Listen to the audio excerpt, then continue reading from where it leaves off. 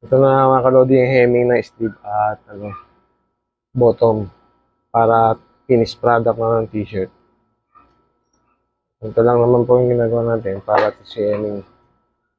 Yung dulo, titrimin. I-hemming na po na natin ito para buo na.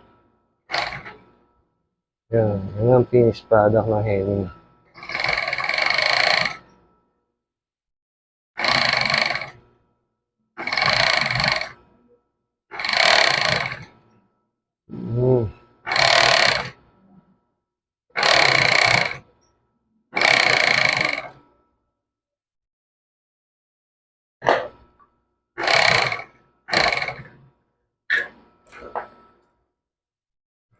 Di. Ito na yung tayo pinakatapos.